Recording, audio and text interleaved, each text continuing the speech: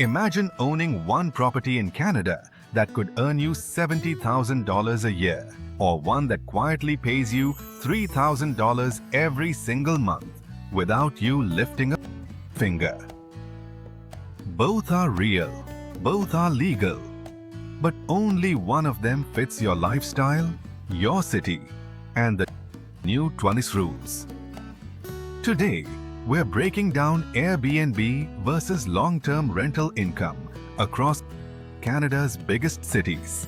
And by the end, you'll know exactly which one actually makes more money for your situation.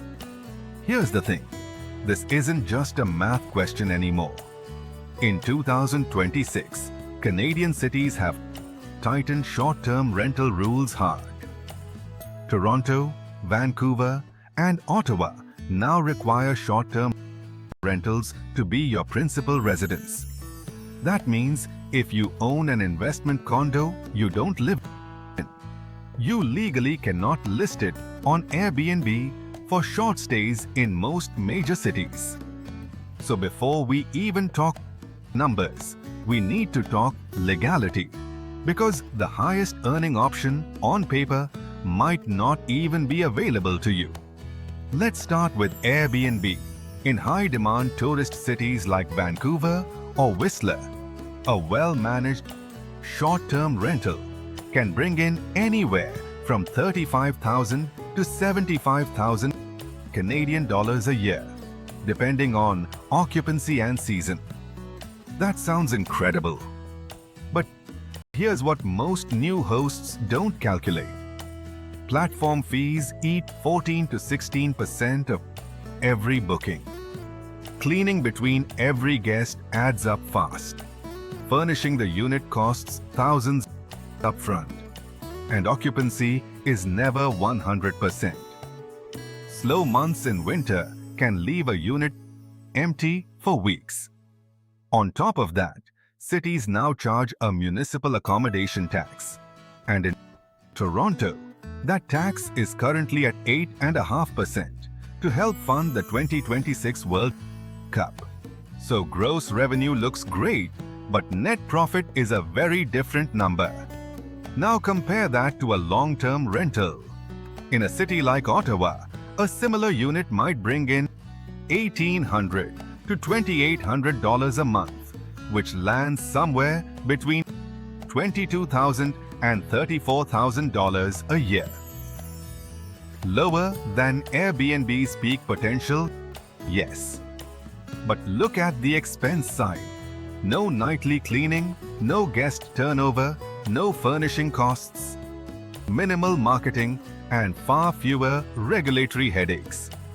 Once you sign a good tenant to a lease, you can genuinely set it and forget it for a year or more. Predictable income, predictable expenses. So which one actually wins? It depends entirely on three things: your city, your management style, and your appetite for regulation. In tourist-heavy markets with light regulation, like parts of Alberta or Atlantic Canada, Airbnb can out-earn long-term rental by a wide margin, sometimes double the net income. But in cities like Toronto and Vancouver, where short-term rentals are restricted to principal residences and taxed heavily, long-term rental is often not just safer.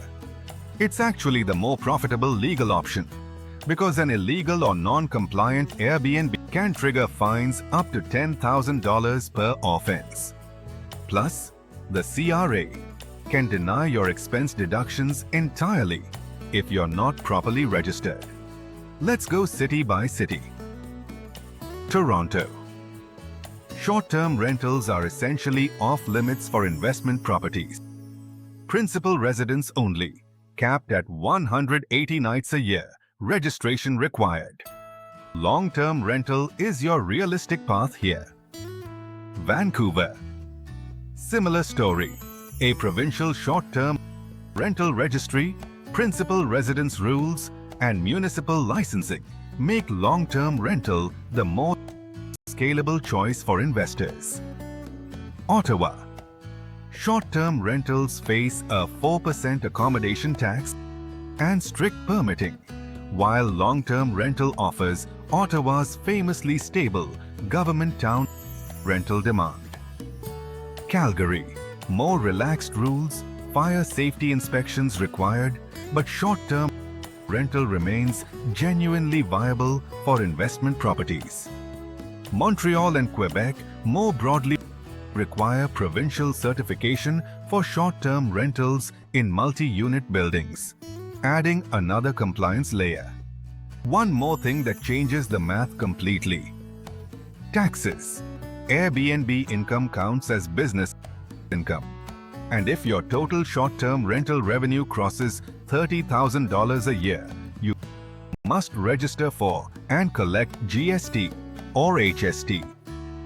Long-term rental income is simpler. It's straightforward rental income, generally taxed at your marginal rate with fewer moving parts. And here's a rule that catches people off guard. Since 2024, if your short-term rental isn't fully compliant with local licensing, the CRA can deny your expense deductions entirely, turning a profitable year into a tax nightmare. Here's the honest takeaway. If you're in a tourist hotspot, you're comfortable with hands-on management, and your city allows it, Airbnb can genuinely make more money. But if you're in a major restricted city, want passive income, or simply don't want to deal with registrations, inspections, and nightly turnover, long-term rental is not the consolation prize. In many of Canada's biggest cities right now, it's actually the smarter financial decision. The golden rule for 2026: buy a property that works as both. That way, whichever direction the regulations move, your investment survives. If this breakdown helped you think through your next investment property, hit subscribe. We cover real Canadian, New Zealand, and Australian real estate numbers every week. No fluff, just the math that actually matters. Drop a comment telling us which city you're investing in, and we'll break down the Airbnb versus long-term rental numbers for that exact market in a future video. Thanks for watching, and we'll see you in the next one. Subscribe Pacific Wealth YouTube channel.